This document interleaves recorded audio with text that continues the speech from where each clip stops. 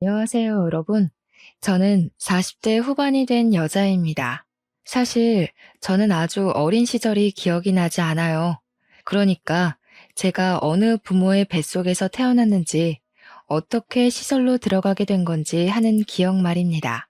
지금은 40대 후반에 접어들어 기억력이 많이 퇴화되어 기억이 더욱 안 날 수도 있지만, 어린 시절에도 저의 친부모에 대한 기억은 전혀 없었던 것 같습니다. 저는 고아원에서 자랐고 사람이 무섭고 두려운, 또 사람에게서 벗어나고 싶은 사람입니다. 제가 왜 이렇게 사람을 혐오하게 되었는지는 제 이야기가 끝이 나면 모두들 아시게 될 것이라 생각합니다. 저는 어릴 때 포대기에 쌓여 고아원 문 앞에 버려졌다고 했습니다. 제 기억은 아니고 저를 키워주신 고아원 원장님의 말씀이 그러했습니다. 출생신고조차 되어 있지 않은 핏덩이였다고 하셨습니다. 이름도 없고 생년월일만 짤막하게 적힌 종이와 함께 추운 날 버려진 저는 고아원 원장님께서 직접 출생신고를 해주신 몇 안 되는 아이 중 하나였습니다. 참 매정한 부모 아닙니까? 젖먹이 아이에게 초유는 먹여봤을지 도대체 어떤 사정이 있었기에 저를 그렇게 버리고 떠난 것인지 이해를 할 수 없었습니다. 고아원에서 자라는 동안 저는 사랑을 듬뿍 차지하는 아이도 아니었습니다. 항상 눈치를 보기 바빴고 주눅 들어 있었습니다. 우는 것밖에 할 수 없는 그 어린 아기 때도 이상하게 잘 울지 않았다고 고아원 원장님께서 말씀해 주셨습니다. 제가 성인이 된 이후에 부모의 흔적을 찾아보고 싶어서 고아원을 다시 방문했을 때에 해주신 이야기였습니다. 저는 뭐 부모의 흔적을 전혀 찾을 수 없었고 지금까지도 제 친부모가 누구인지 어디서 뭘 하며 살고 있는지도 알 수가 없었습니다. 평생을 고아원에서 살 줄 알았던 저에게 기회가 찾아오게 된 것은 제가 4살 생일을 치르고 며칠 뒤였습니다. 그날따라 유난히 제가 원하는 비싼 케이크에 꽃가루까지 선물을 받았던 터라 매일이 오늘만 같았으면 좋겠다 하는 생각을 한 날이었습니다. 원장 선생님께서는 돌봐야 하는 아이들이 많았기에 비싸고 맛있는 케이크보다는 늘 싸고 큰 케이크를 사주셨거든요. 그날은 이상하게 제가 늘 먹고 싶어 했던 초콜릿이 가득 올라간 케이크를 사주셨고, 다른 애들에 비해 가장 큰 조각을 저에게 주셨던 날이었습니다. 생일이었으니까 이제 잘 해주시려나 보다 하고 생각했던 것도 잠시, 저는 며칠 뒤 미국으로 입양을 가게 되었습니다. 먼 나라로 떠나야 하는 4살 배기 아이에게는 새 가족을 만난다는 설렘보다 두려움이 훨씬 컸습니다. 저의 양부모님은 미국에서 터전을 잡고 살고 계시는 재미교포 2세였는데 아이가 생기지 않아 결국 입양을 결정하셨던 것이었습니다. 그래도 한민족 핏줄을 입양하고 싶다는 바람에 한국까지 와서 입양 절차를 밟고 저를 데려가셨던 것이었습니다. 저는 미국에서 천천히 적응을 하며 양부모님을 정말 제 부모처럼 생각하고 의지하면서 하루하루를 버텨나갔습니다. 하지만 항상 행복은 저를 비껴나가는 듯 했습니다. 양부모님이 저를 입양한 지 12년 만에 임신을 하시게 된 것이었습니다.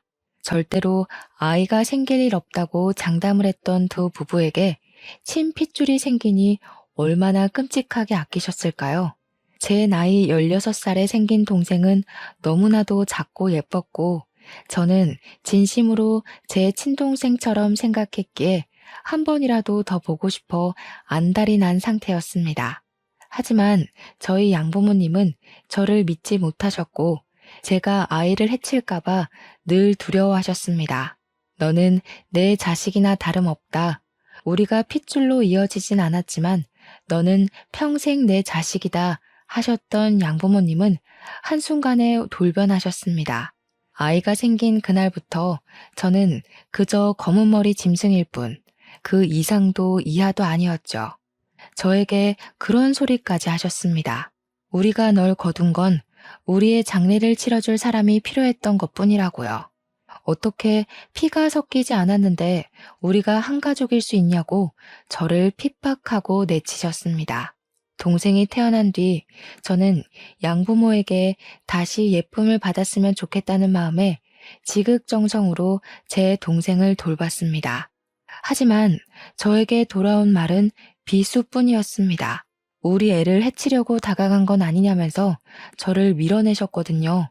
저는 이 모든 나날이 꿈같이 느껴졌고 한순간에 돌변해버린 부모님의 마음을 이해할 수가 없어 매일매일 너무나도 아팠습니다. 결국 제가 18살이 되던 해에 양부모는 저에게 아주 조금의 돈이 들어있는 통장을 던지면서 이야기를 하셨습니다. 도무지 불안해서 같이 살 수가 없을 것 같다면서 저에게 이제 한국으로 돌아가라고 파양을 결정하겠다는 이야기를 하셨습니다. 저는 그날 양부모의 다리에 매달려 얼마나 울었는지 모르겠습니다. 성인도 아니고 18살 된 저에게 집을 나가라고 하셨으니까요. 거기다가 같은 미국 땅덩어리에 있으면 앙심을 품을지도 모른다며 저에게 한국으로 돌아가라고 하니 제 나이에 받아들이기 힘든 일방적인 통보였습니다. 제가 한국말을 못하는 건 아니었지만 영어만큼 편하지도 않았고 14년이라는 시간 동안 한 번도 가본 적 없는 땅덩어리로 돌아가라고 하니 현실을 받아들이기 힘들었습니다. 저는 죽어도 가지 않겠다고 했지만 미성년자에게 무슨 힘이 있겠습니까? 제가 살던 동네에 이상한 헛소문이 퍼지기 시작했습니다. 제가 고작 2살 된 아기에게 해를 가하고 있다는 소문이었습니다. 그 소문은 돌고 돌아 학교에도 다 퍼지게 되었고 저는 얼굴을 들고 다닐 수가 없었습니다.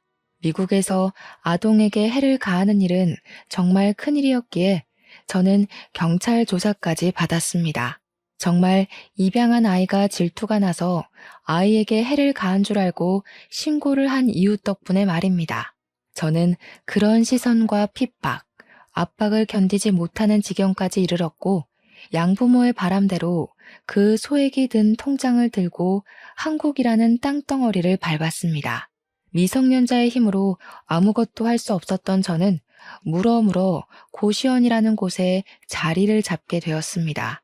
저의 처지를 불쌍하게 여겨주신 고시원 주인 부부가 고시원 청소 일을 하면 방을 공짜로 내어주겠다고 하셔서 그 일을 하면서 더부살이를 했습니다. 고시원에서 먹을 수 있는 것은 김치와 쌀밥이 전부였지만 가릴 처지가 못 되었기에 저는 그 밥으로 연명을 했습니다. 고등학교를 가라는 고시원 주인 부부의 조언 덕에 혼자서 학교까지 찾아가 입학을 하겠다고 했고 저는 학교를 다니면서 틈틈이 아르바이트를 했습니다. 아무리 공짜 밥을 먹고 공짜로 잠을 잔다고 해도 저에게 기본적으로 들어가야 할 돈이 필요했기 때문이었습니다. 정말 안 해본 일을 꼽는 게 더 편할 정도로 모든 잡일이란 잡일은 다 해봤습니다. 악착같이 하루에 4시간을 자면서 버티고 일하고 공부하고 한 덕에 그럭저럭한 대학까지 붙긴 했는데 대학 등록금이 한 푼도 없었습니다. 내놓으라 하는 대학은 아니었지만 그래도 완전 똥통 학교는 아니었기에 대학을 다니며 공부를 하고 싶다는 열망은 있었습니다. 하지만 제 현실은 너무나도 시궁창이었고 하루아침에 모든 타격감이 저를 때리는 듯한 기분이 들어 자괴감이 들었습니다. 저는 결국 대학 등록금을 마련하지 못했고 학교 정문 근처 벤치에 앉아 엉엉 울고 말았습니다. 그러다가 한 인연을 만나게 되었는데 그 사람이 바로 제 남편입니다. 제가 엉엉 울고 있으니 고등학생 같은데 여기서 왜 울고 있냐고 먼저 말을 걸어왔고 저는 낯선 사람임에도 불구하고 제 속내를 전부 털어놓았습니다. 대학에 합격은 했고 다니고 싶고 하지만 등록금이 없어서 다닐 수가 없다고 말입니다. 제 사정을 딱하게 여긴 건지 남편은 어디론가 전화를 걸어서 장학금에 대해 이것저것 물어보더니 저에게 환하게 웃으면서 방법이 있는 것 같다고 했습니다. 알고 보니 남편이 전화를 하던 사람은 시부였고 시부는 장학재단에서 일을 하고 있었던 것이었습니다. 시부에게 저를 소개해 주었고, 저는 덕분에 추천서를 받아 장학금을 받고 학교에 다닐 수 있게 되었습니다. 장학재단의 특성상 전액 장학금은 나오는 게 아니라 남은 금액을 재선에서 해결해야 했습니다. 위기를 기회로 라는 말처럼 저는 한 학기 휴학계를 내고는 나머지 등록금을 벌기 위해서 6개월 동안 미친 듯이 일을 하기 시작했습니다. 학교에서 학비의 반을 생활비로 지원받을 수 있다는 말에 6개월간 번 돈을 아껴서 생활비를 쓰고 등록금을 모아 2학기부터 학교 생활을 시작했습니다. 어린 나이에도 본인의 앞가림을 잘한다고 시부는 저를 참 예쁘게 봐주셨고 남들에게 자랑도 아낌없이 하셨습니다. 우리 장학재단에 새로 후원을 받게 된 여학생이 파양당한 상처를 딛고 씩씩하게 잘 살고 있다면서 좋은 자리가 있으면 아낌없이 추천을 해달라고도 하셨습니다. 저의 대학 생활은 참으로 순탄했습니다. 학교가 좋은 편은 아니라서 과외 아르바이트를 하며 돈을 벌 수는 없었지만 학원에서 채점 선생님을 하며 생활비를 벌었습니다. 단시간 일을 하고도 꽤 쏠쏠한 돈을 만질 수 있었고 나중에는 학원에서 매달 실시하는 시험 문제를 출제하는 일을 도우며 꽤 괜찮은 돈을 벌었습니다. 거기다가 가끔 시부와 남편이 저를 위해 밥을 사주기도 했고 학교 생활에 필요한 물품을 조달해 주시기도 했습니다. 남편과 시부에게 받은 걸 생각하면 정말 하나하나 나열할 수가 없을 정도로 감사한 도움을 많이 받았습니다. 그와 더불어 남편에게 점점 마음이 쏠리는 저를 아무도 말릴 수가 없었습니다. 저는 몰래 남편을 짝사랑하게 되었습니다. 멀끔하고 잘생긴 선배가 제가 어디에서 뭘 하고 있던 챙겨주지 못해 안달난 사람처럼 구니까 당연히 제가 폭 빠져들 수밖에 없었습니다. 저는 그 누구에게도 그런 관심과 사랑을 받아본 적 없는 사람이었으니까요. 저는 점점 커지는 제 마음을 숨기지 못했고 결국에는 터져나갈 위기에 봉착하자 이 마음을 당당하게 고백하기로 결심을 했습니다. 저는 발렌타인데이 날 초콜릿을 주면서 고백을 하겠다고 마음을 먹고 서툰 솜씨로 재료를 사다가 제 사랑을 담은 수제 초콜릿을 완성했습니다. 남편에게 줄 것이 있다고 만나자고 했는데 앞불싸. 이미 초콜릿을 많이 받았는지 한알음 들고 나타났더라고요. 다들 고급스럽게 포장이 되어 있었는데 그 사이에 서툰 솜씨로 만든 제 초콜릿이 낀다고 생각하니 너무 부끄러웠습니다. 저는 결국 초콜릿을 주지 못하고 뒤로 숨기고 말았는데 제 표정을 보고 알아차린 것인지 저에게 남편이 웃으면서 이야기를 하더라고요. 자기한테는 왜 초콜릿 안 주냐고요. 제가 준비한 초콜릿이 제일 가지고 싶었다고 하면서 이야기를 하길래 용기를 내서 결국에는 고백을 하게 되었습니다. 저에게 먼저 고백하게 만들어서 미안하다며 앞으로는 그만큼 자기가 잘하겠다고 대답을 하는데 이게 무슨 소리인가 싶어서 눈만 껌뻑였습니다. 저에게 남편이 자기도 같은 마음이라면서 앞으로는 연인으로 잘 지내보자고 이야기를 하길래 그제야 이게 꿈이 아니구나 싶었죠. 저희는 그렇게 CC가 되었고 남들이 부러워할 만큼 닭살 돋은 연애를 시작했습니다. 남편이 군대를 다녀온 덕분에 저랑 같이 손잡고 졸업까지 함께 했습니다.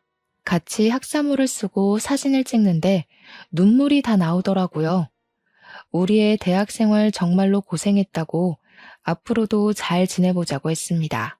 저랑 남편은 대학을 졸업한 이후 취업 준비도 서로 돕고 서로의 포트폴리오와 자기소개서를 검토해주며 사이좋게 지냈습니다.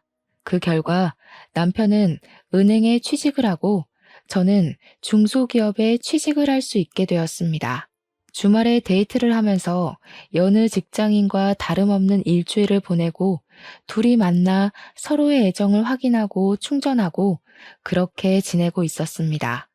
그러던 어느 날 남편과 데이트를 하고 있는데 어떤 여자가 남편의 이름을 부르는 게 아니겠습니까? 제가 놀래서 남편을 보고 누구냐고 물어보았습니다. 우리 남편이 대학 다닐 때도 인기가 꽤 좋았었기에 회사 동료들 중에서도 인기가 많은 편에 속할 거라 생각을 했었거든요. 아무래도 은행에는 여자 직원들도 꽤 많았기 때문에 은근히 저는 남편이 바람이라도 필까봐 티는 못 냈지만 전전긍긍하고 있었거든요. 친근하게 남편의 이름을 부르는 정도의 사이라는 거니까 저는 알게 모르게 질투심이 확 올라왔습니다. 남편은 난감해하면서 저에게 우리 누나야 하고 말을 하더라고요. 저는 황당해서 인사를 했고 누나분은 저에게 여자친구냐고 물어보더니 마침 잘 됐다면서 커피를 한잔 하자고 하시더라고요. 거절하기도 애매한 상황에 남자친구를 쳐다보니까 마침 시간도 남는데 커피나 한잔 하자고 하면서 카페에 들어가는데 조금 불편하더라고요. 그래도 뭐 어쩌겠나요? 거기서 제가 불편하다고 해봐야 서로 얼굴 붉히는 일만 일어날 것 같아서 알겠다고 하고 카페에 들어갔습니다. 커피가 나오지도 않았는데 저한테 이것저것 질문을 하는데 저도 밉보이고 싶은 마음은 없었기에 성심성의껏 대답을 해드렸습니다. 집은 어디에 있냐? 학교는 어디를 나왔냐? 회사는 어디를 다니고 있냐? 몇 살이냐? 둘이 얼마나 만났냐? 부모님은 뭐 하시냐? 진짜 저에게 물어보고 싶었던 것이 꽤 많았는지 쉴 새 없이 질문을 하시는데 저도 대답을 하다가 입이 다 마를 지경이더라고요. 하나하나 성의 있게 대답을 하다가 부모님이 안 계시다고 이야기를 하니 저를 안쓰럽게 바라보시면서 두 분 다 돌아가신 거야? 하고 물어보시더라고요. 아니에요. 저는 어릴 때 고아원에서 자랐고요. 미국으로 입양을 갔다가 피치 못할 사정으로 인해서 한국으로 돌아오게 되었어요. 그 뒤로는 지금까지 쭉 혼자 지내고 있고요. 피치 못할 사정이면 뭐, 파양? 아니, 입양까지 잘 가놓고 파양을 당할 정도면 무슨 짓을 하고 다녔길래? 소위 말하는 일진 그런 거였나? 미국 애들은 마약도 하고 뭐 상가 같은 것도 털고 그런다던데. 그런 짓 해서 파양당한 거야 설마? 저에게는 파양이라는 단어 자체도 조금 상처인 부분이었거든요. 그런데 아무렇지 않게 들쑤시는 저런 말이 너무나도 견디기 힘들었습니다. 제가 표정이 점점 굳고 어떤 대꾸를 해야 할지 몰라서 조용히 입을 다물었더니 신우가 혀를 끌끌 차더라고요.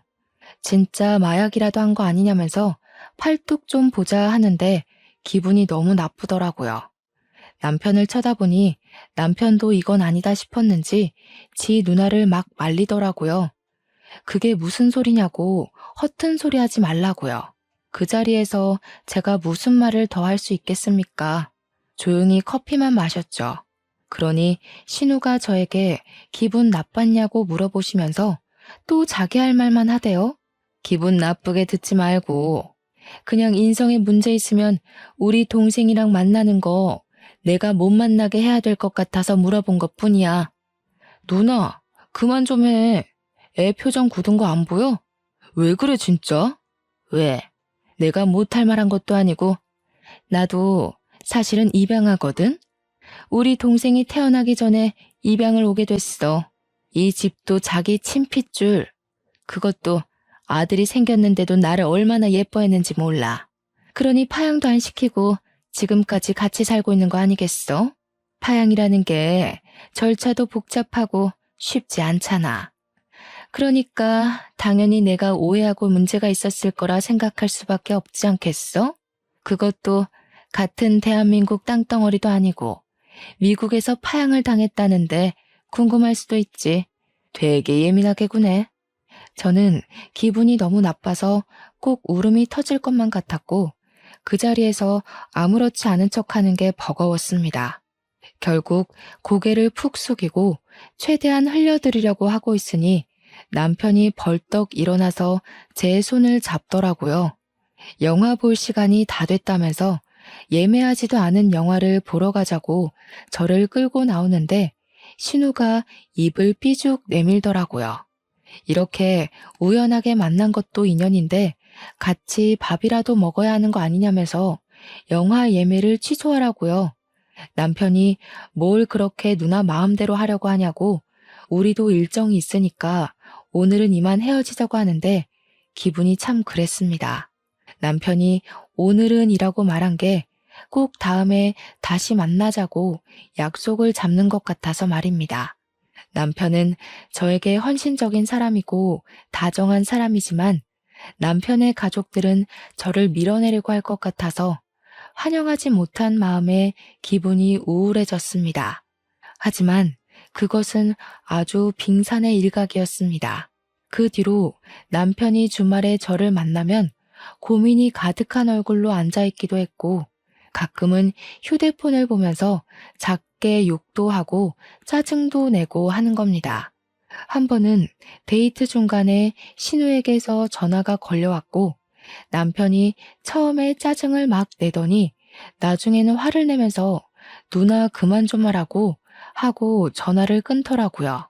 저는 직감적으로 나랑 헤어지라고 한 게 틀림없구나 하는 생각을 하게 되었고 너무나도 사랑하는 남편을 보내주어야 하는 건가 싶어서 마음을 졸였습니다. 그때는 결혼의 결자도 이야기가 나오지 않았을 때라 저는 더욱더 불안한 마음을 가지게 되었습니다. 남편이 계속 휴대폰만 보면 성질을 내길래 한 번은 몰래 훔쳐보았는데 글쎄 신우가 남편에게 제가 너무나도 마음에 안 든다고 수시로 연락을 해왔더라고요. 가난한 것도 그렇고 내세울 것 없는 것도 그렇고 중소기업에 다니고 있다는 것도 너무나도 흠이라고 했습니다. 물론 대부분의 내용은 파양당한 이유를 알아봐라. 분명 숨기는 게 있을 거다 하면서 남편에게 의심을 키우게 하는 문자로 이루어져 있었습니다. 저는 인간으로서의 마지막 자존심을 박탈당하는 기분을 느꼈습니다. 그러다가 그런 문자들 사이에서 신우가 남편에게 다른 여자를 소개받으라고 소개팅을 주선한 문자를 발견하게 되었습니다. 남편에게 깊은 배신감이 들고 그러더라고요. 물론 남편이 그 자리에 나갔는지 나가지 않았는지 저는 모르고 있었고요. 서운한 마음이 켜켜이 쌓이면서 저는 남편에게 점점 거리를 두기 시작했고 남편도 그걸 눈치챈 것 같았습니다. 하루는 시부가 저에게 밥을 사주겠다고 하셔서 자리에 나갔는데 제 표정이 영 좋지 않으니 무슨 일이 있냐고 물어보시더라고요. 말을 할까 말까 고민을 하다가 이대로 당하고 있을 수는 없겠다는 생각에 시부에게 모든 걸 털어놓았습니다. 사실은 신우를 우연치 않게 만났는데 로 시작된 이야기는 제 파양을 들쑤신 것부터 소개팅을 주선한 이야기까지 빠짐없이 전달되었습니다. 시부는 얼굴이 창백해졌다가 새빨개졌다가 반복하면서 화가 엄청나게 났는지 결국 신우에게 전화를 걸어서 한바탕 잔소리를 퍼부었습니다. 애한테 어떻게 그런 상처를 줄 수가 있냐면서 그러고도 네가 사람이냐고 왜 사람 속을 자꾸 뒤집어 놓는 거냐고 소리를 막 지르셨습니다. 그렇게 사그라들 줄 알았던 신우의 모멸은 그날 밤 저에게 고스란히 배가 되어 돌아왔습니다. 어떻게 우리 아빠한테 그런 걸 이럴 수가 있어? 너 우리 아빠랑은 어떻게 아는 사이인데? 아버님이랑은 장학재단에서 알게 되었습니다. 아버님께서 추천서를 써주신 덕분에 제가 장학금을 받을 수 있었거든요. 참나, 결국은 우리 아빠 덕분에 학교 다녔다는 거 아니야. 이 비렁뱅이야. 내가 내 동생 짝지 않아 못 골라주니? 너처럼 불우한 인생을 살고 돈도 없는 애보다는 구김살 없는 애가 집안에 들어오면 좋겠어서 자리 마련한 건데 그걸 일러? 어이없어 정말. 시부가 그 이후에도 신우가 저에게 난리를 치면 언제든지 일러 바치라고 했었기에 저는 참지 않고 시부에게 일렀습니다. 어차피 아직 결혼 이야기가 나오지 않았고 제가 이 집안의 구성원이 될지 안 될지 모르니까 참아봐야 제 마음에 병이 나는 일이라고 생각이 들었기 때문입니다. 한 번, 두 번 저에게 난리를 치던 신우는 시부의 계속된 압박과 잔소리에 결국 저에게 연락을 하지 않게 되었습니다. 남편도 모른 척했던 신우의 만행을 시부가 드디어 멈출 수 있게 도와주신 것이었죠. 시부는 신우의 휴대폰에서 제 번호도 지워버렸고 남편에게도 똑바로 하라고 저한테 상처 주면서 만나지 말라고 혼을 냈다고 하시더라고요. 남편이 그날 이후로 저에게 누나가 뒤에서 그러고 있을 줄 꿈에도 몰랐다며 미안하다고 사과를 했습니다. 누나가 자꾸 자기만 보면 헤어져라, 다른 여자 소개받아라 하는 통에 자기도 스트레스를 받고 있었다고 신경 쓰지 못해서 미안하다고 하더군요. 저는 남편의 진심을 엿보게 된 것 같아서 쿨하게 용서를 해주었습니다. 제가 남편을 너무나도 많이 사랑하고 있었으니까요. 결국 저희는 22살에 연애를 시작해서 7년간의 연애를 거친 뒤 29살에 결혼을 하게 되었습니다. 상견례라는 것도 딱히 할 것이 없어서 시댁에 인사만 드리고 준비를 하기로 했는데 처음 인사드리러 간 날을 아직도 기억에서 잊을 수가 없네요. 시댁에 방문해 첫 발을 내딛는데 약 2미터 정도 떨어진 거리에서 팔짱을 끼고 신우랑 시모가 저를 바라보고 있었거든요. 그 눈빛이 아직도 생생합니다. 딱 봐도 너 앞으로 시집살이 죽었다. 정말 마음에 드는 구석이 하나도 없는 계집애라는 눈으로 저를 보고 있었거든요. 가진 것도 하나 없다는 걸 문제 삼아 핀잔을 주면서도 제 파양 이야기를 꺼내고 싶어서인지 자꾸 미국을 들먹이셨습니다. 그래도 미국에서 오래 살았으니 영어는 잘하겠네 하면서 은근슬쩍 말이죠. 저는 기분이 나빴지만 꾹 참고 버티는 수밖에 없었고 시부의 열렬한 지지로 결혼에 꼴이 날 수 있게 되었습니다. 제 결혼 생활은 말이죠. 시집살이를 시키고 싶었던 시모와 신우의 바람대로 흘러가지 못했습니다.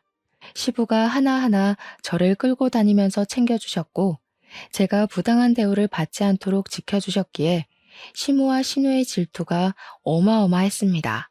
신우에게는 아이가 둘이 있었는데 신우가 꽤 어린 나이에 사고를 쳐서 결혼을 한 덕에 애들 나이가 조금 있었습니다. 시조카가 초등학생이었는데 항상 신우 혼자서 애를 데리고 다니는 것이 궁금해서 심해부는 뭘 하냐고 물어보니 이혼했다고 하더라고요. 이혼해서 애를 둘 키우는 거나 나름 존경스럽긴 하네. 한 것도 잠시 틈만 나면 저에게 애를 맡기고 주말에 놀러 가는 게 아니겠습니까? 영어를 가르치라면서 주말이면 우리 집에 애를 두고 나가고 지는 술을 처먹으러 가고 여행을 가고 하는 겁니다. 남편도 처음에는 신우한테 너무한 거 아니냐고 우리 집이 무슨 보육원인 줄 아냐고 당장 애 데려가라고 난리를 쳤습니다.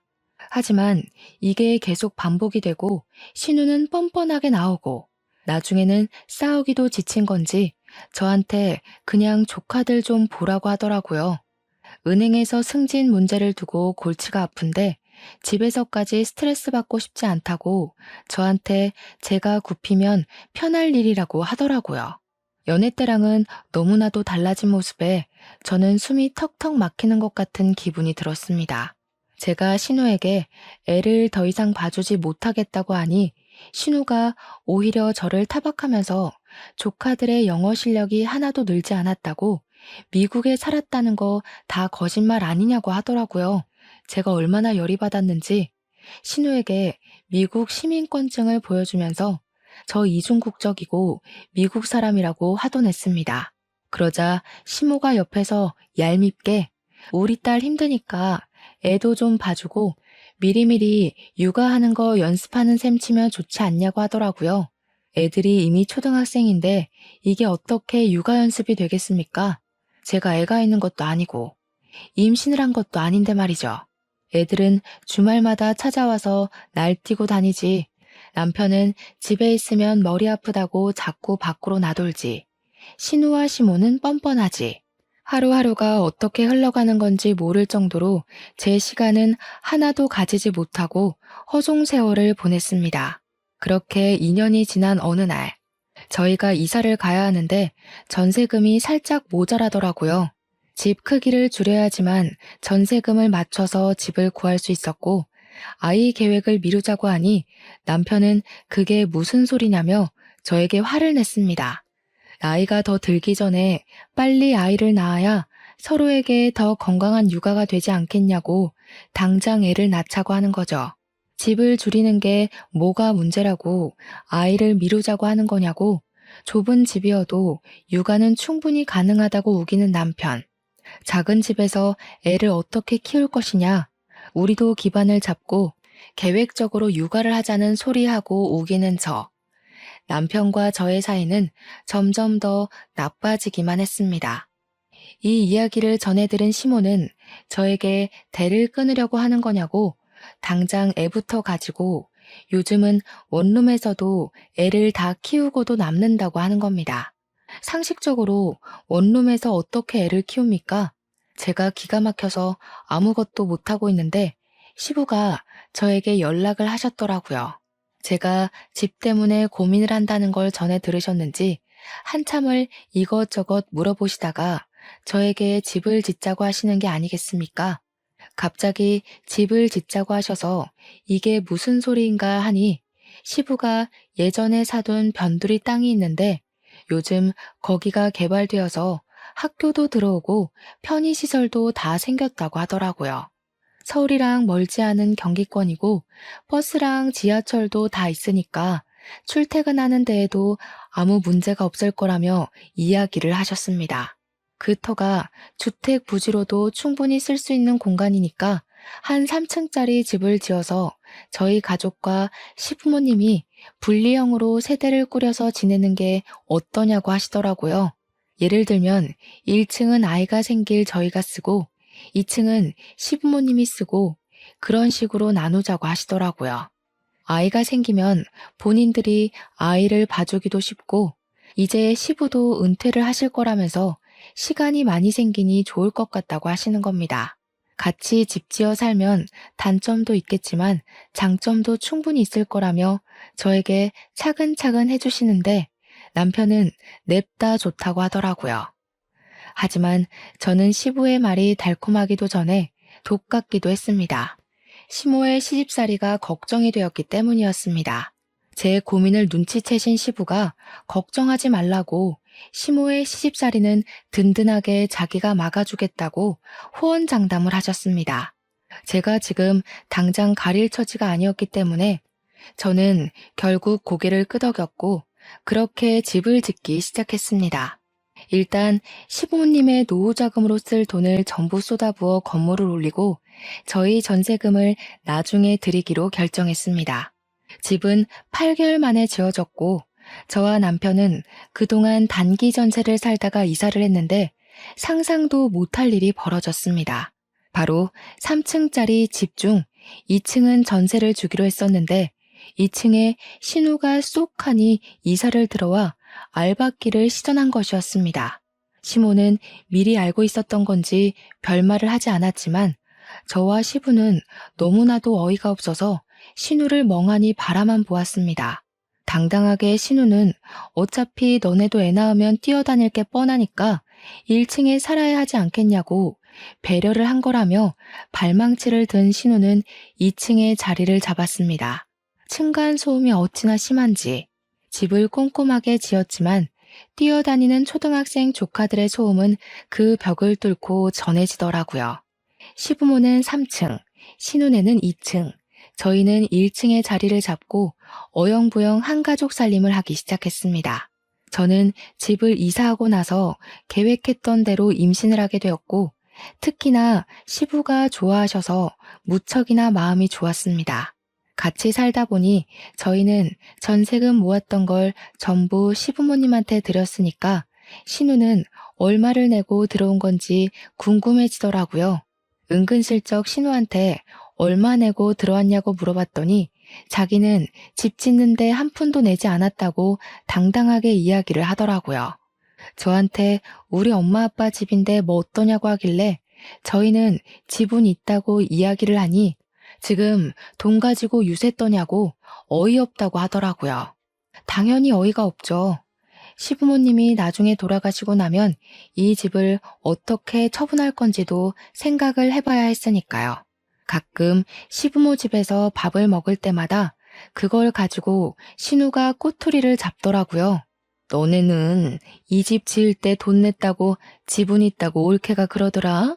우리 엄마 아빠 죽으면 나 쫓겨나겠네. 서러워서 어쩌나? 일부러 저를 곤란하게 만들으려고 그런 소리를 하는 것이었습니다. 그럴 때마다 시모는 저한테 왜 속 시끄럽게 돈동거리냐고 우리가 빨리 죽었으면 좋겠기에 하는 말이냐고 핀잔을 주었습니다. 남편은 저에게 욕심 부리지 말고 여기서 평생 살 거니까 그냥 좋은 게 좋은 거다 하고 고개 숙이고 살라고 했습니다. 하지만 시부만큼은 그런 사람들 사이에서 제 편이 되어 주셨습니다. 우리 며느리가 맞는 말 했지 뭐. 너는 나중에 우리 죽고 나면 쫓겨나도 할 말 없어. 돈 한 푼도 안 냈잖아. 아니 아빠, 어떻게 딸한테 그런 소리를 할 수가 있어? 지금 나 입양하라고 구박 주는 거야?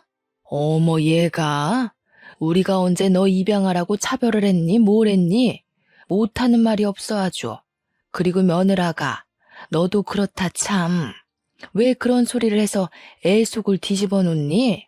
그러니 우리 딸이 입양하니 뭐니 저런 소리를 하지. 저런 생각 자체를 하지 않게 가족 간에 분란 만들지 말고 네 자리나 잘 지키렴. 저는 그 자리에서 남편이 제 편을 들어줄 거라 생각했지만 남편도 시모의 말에 동의를 하면서 가족 간의 분란을 만들지 말라고 한 소리를 하더라고요. 저는 다른 것보다 남편이 제 편을 들어주지 않는 것이 서운해서 눈물을 뚝뚝 흘리면서 집으로 내려와 버렸습니다. 그러던 어느 날, 신우가 저한테 조카들에게 영어를 좀 알려주었으면 좋겠다고 이야기를 하더라고요. 돈 한 푼도 주지 않고 부려먹을 게 뻔해 보였기 때문에 저는 정중하게 거절의 의사를 비췄습니다. 제가 회사 일이 바쁘기도 했고 중소기업 특성상 선주문이 들어오는 시기가 되면 퇴근이 늦어질 정도로 엄청나게 바빴거든요. 제가 맨날 퇴근을 늦게 하던 시기라서 도저히 시간이 나지 않을 것 같다고 남편한테 밥 차려줄 시간조차 없다고 이야기를 했습니다. 물론 조카를 맡고 싶지 않았던 마음이 컸지만 시간이 없는 건 사실이었습니다. 그러자 신우가 하는 말이 저녁 시간에 8시든 9시든 1시간만 애들한테 과외를 해주면 매일 저녁밥을 본인이 차려서 가져다 주겠다고 이야기를 하는 겁니다. 밥을 차릴 시간에 애들을 봐주고 신우가 밥을 차려주겠다고 하니까 저한테는 그다지 나쁘지 않은 거래로 보이더라고요.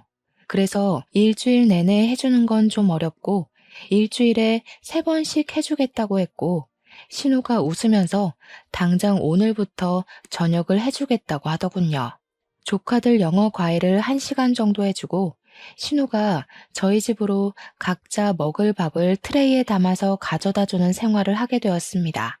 신우가 그렇게 착한 사람이 아님을 분명 알고 있는데도 밥도 개개인 그릇에 딱딱 식당처럼 내주고 설거지도 본인이 하겠다면서 그릇을 들고 가더라고요.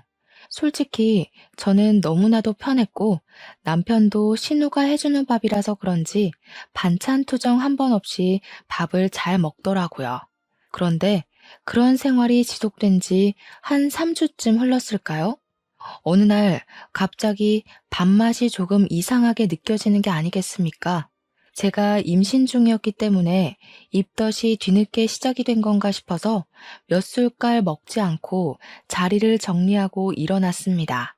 그러니 남편이 저한테 왜 그러냐고, 왜 이렇게 못 먹냐고 물어봐서 그냥 임신해서 그런 건지 속이 영 좋지 않고 입맛이 없어서 그런다고 이야기를 했습니다.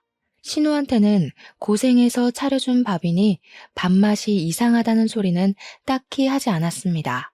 그런데 그 뒤로도 계속 밥에서 이상한 냄새가 나서 도저히 먹을 수가 없는 게 아니겠습니까?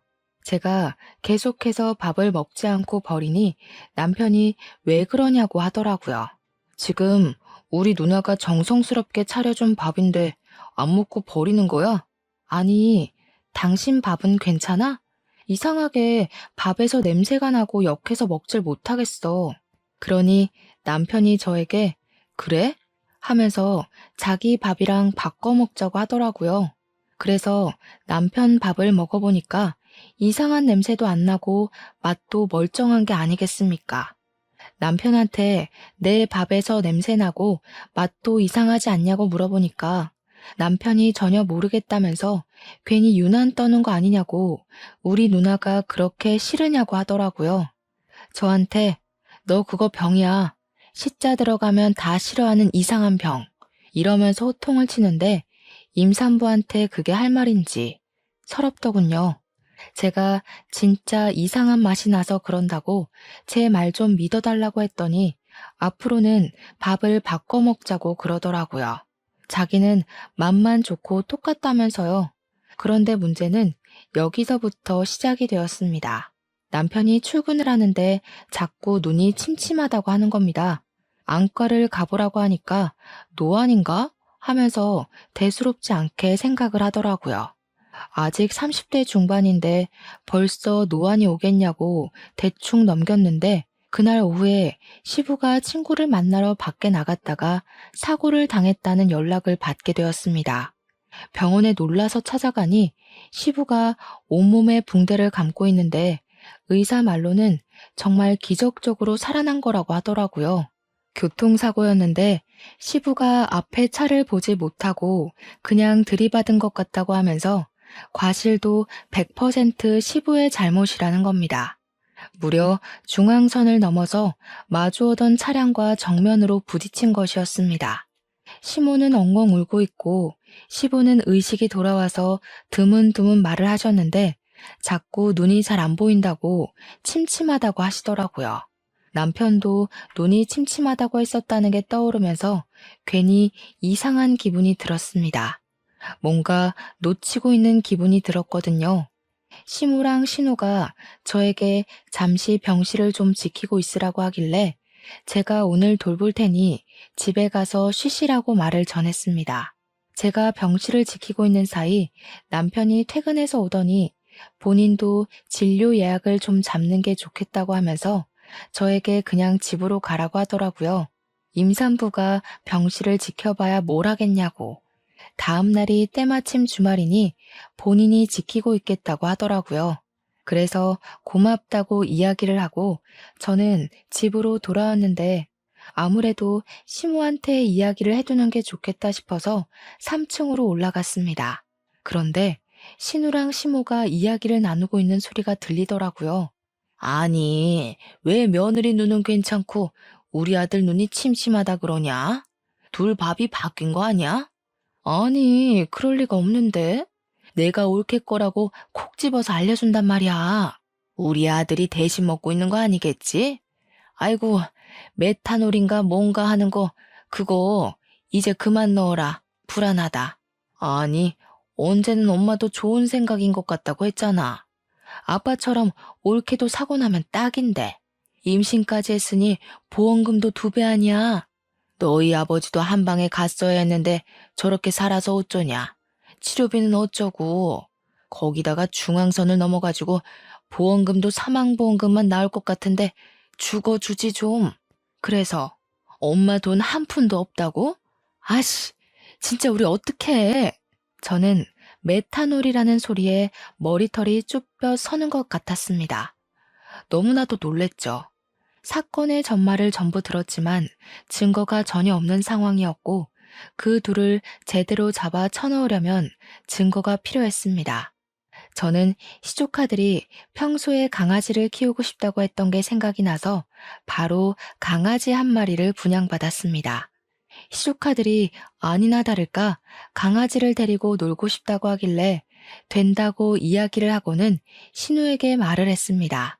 신우, 우리 강아지가 어려서 그런데 집에 펫 카메라 좀 두고 가도 될까요? 혹시 뭐 잘못 먹거나 하면 큰일이라서요. 신우가 별 생각이 없었는지 그렇게 하라고 이야기를 하더라고요. 요즘 펫 카메라는 녹화도 되고 소리도 녹음되며 각도 조절이나 줌 같은 기능도 다 있거든요. 밥을 차리는 동안 저는 조카들 과외를 하면서 몰래 휴대폰으로 펫 카메라를 보고 있었는데 아니나 다를까 신우가 제 밥에다 뭔가를 타더라고요. 확대해서 살펴보니 공업용 메탄올이었습니다. 저는 그 길로 신우가 밥 차려준 걸 잘 먹겠다고 받아든 뒤 바로 그 밥그릇 채로 경찰서에 들고 갔습니다. 우리 신우가 절 죽이려고 했다고 검사를 좀 해달라고 하니 경찰이 처음에는 웬 정신 나간 여자인가 하고 저를 보더라고요. 제가 이게 증거라며 녹화된 팩카메라 영상을 보여주니 그제야 놀라면서 수사를 시작했습니다. 우리 시부도 남편도 이 밥을 먹은 뒤 눈이 침침하다고 했다고 시부는 사고까지 당했다고 전했습니다.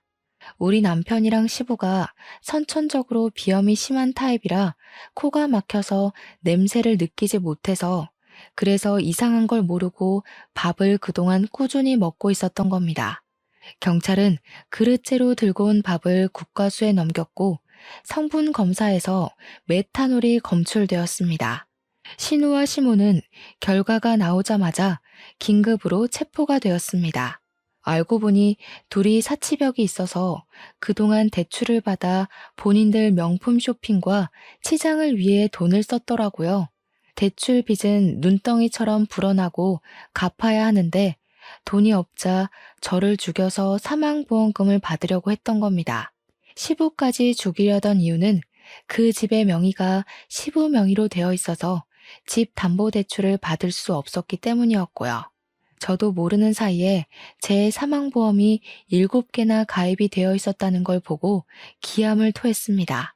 둘 다 저에게 엉엉 울면서 빌었지만 저는 당연히 선처를 해주지 않겠다고 했습니다. 우리 남편은 시력이 많이 손상되어 있는 상태였는데 복구를 할 수 있는 방법이 없다고 하더라고요. 신경의 문제라서요. 제가 임신 중이었기에 가중처벌을 받은 시모와 신우는 둘 다 감옥 생활을 하게 되었습니다. 시부는 다행히 뼈가 잘 붙어서 호전이 되었고 저에게 재산 분할을 해줄 테니 이혼을 하라고 하셨습니다. 남편은 그 소리를 듣자마자 자기 눈도 잘 안 보이는데 자기를 버리고 가면 어떻게 하냐고 저와 시부에게 소리를 쳤지만 그게 뭐 제 문제인가요? 소송으로 이혼을 마치고 나니 시부가 저에게 그 집을 팔아서 나온 돈 반을 뚝 떼주시더라고요. 그런 인간들이랑 같이 살고 싶은 마음이 없다면서 시부는 감옥에 있는 시모와 이혼 소송을 통해 이혼을 하셨고요. 남은 돈으로 실버타운에 입소를 하셨다고 하셨습니다. 남편에게도 조금은 떼어주신 것 같은데 그 이후로 어디서 뭐라고 사는지 소식은 전혀 못 듣고 있고요. 저는 시부랑은 가끔 연락을 하고 지내고 있습니다. 벌써 이혼을 한 지도 5년이라는 시간이 흘렀습니다. 그 이후에 저는 무사히 출산도 했고 건강한 아이를 낳아서 오순도순 시부가 주신 재산으로 잘 살고 있습니다. 입양과 파양, 결혼과 이혼. 제게 남은 가족은 제 울타리 안에서 항상 웃음이 가득한 우리 딸밖에 없다고 생각하며 앞으로의 인생을 살아보려고 합니다. 세상의 시궁창을 모두 맛본 뒤 얻은 한떨기 꽃 같은 우리 딸과 저의 남은 인생을 모두 응원해 주시기 바랍니다. 긴 이야기 들어주신 여러분, 정말로 감사합니다.